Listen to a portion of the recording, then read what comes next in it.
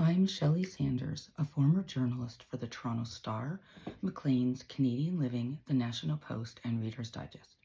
When I discovered my Russian Jewish roots, I began writing historical fiction inspired by the strong women who came before me, the trauma passed down for generations, from exile to Siberia, pogroms, and secrets kept upon arrival in Canada.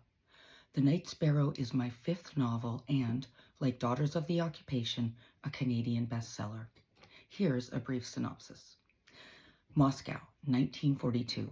Elena Bruskina joins the Red Army as a sniper to get revenge from the fascists who murdered her family. But when she's ordered to give up her rifle to become an interpreter, she's entangled in a secret hunt for the most evil Nazi of all. The Night Sparrow is inspired by 2,500 young female snipers who had a combined tally of 11,000 kills. Only 500 survived.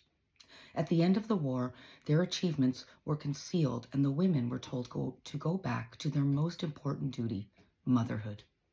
This year marks the 80th anniversary of Victory in Europe Day, and in these precarious times, I'm inspired by the first women in combat who risked everything to defeat fascism. I want to fill the erased pages of history with the womanly account of war, to know what's possible. The Night Sparrow.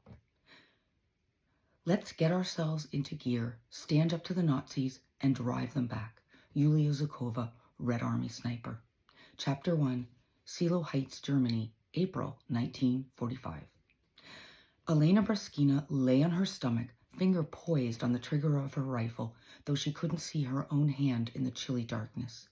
It was almost 5 o'clock in the morning, and she was entrenched in the front line with the rest of her sniper's platoon, ready to attack the German Wehrmacht troops. But when more than 100 Red Army anti-aircraft searchlights suddenly beamed overhead, turning night into day, her fingers clenched the stock of her rifle in alarm. The shafts of light were supposed to temporarily blind the enemy's frontline soldiers and draw attention to their positions. Instead, the eclipsing glare boomeranged off the thick plumes of artillery smoke and dust, silhouetting Elena and her first Belarusian front comrades in sharp, bright lines. Instead of stealthy hunters, we're well-lit targets, she thought, incensed. Then, adding insult to injury, she couldn't see anything but spots. While the enemy's eyesight was enhanced, the Red Army's vision was inferior because of its own searchlights.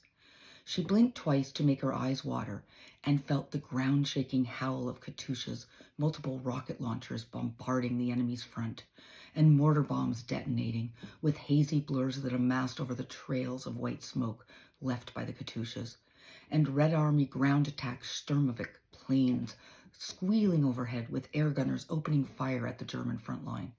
They flew at such a low altitude, Elena's hair whooshed from the draft. She covered her ears with the collars of her greatcoat to blot out the deafening noise. It sounded like a multitude of thunderstorms, like the world was on fire. She opened her mouth to equalize the pressure on her eardrums, gaped at the flock of birds emerging through the artillery storm, fluttering madly in all directions.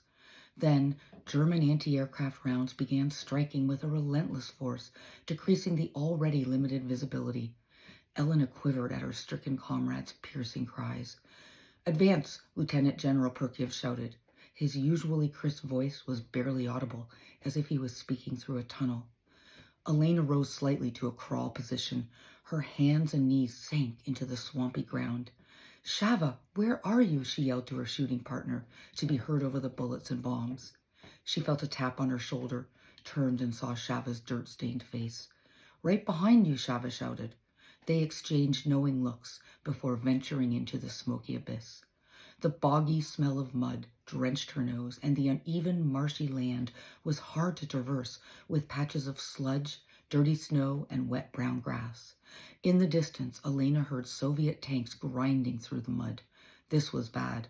They were supposed to be closer, the tanks and anti-tank guns, to support the infantry's offensive. "It's Kustrin all over again," Elena panicked, recalling their most recent interminable conflict. "We're going to be here for months. We may never get past Silo Heights. I may never see Berlin." She rubbed her inflamed eyes across the sleeve of her jacket.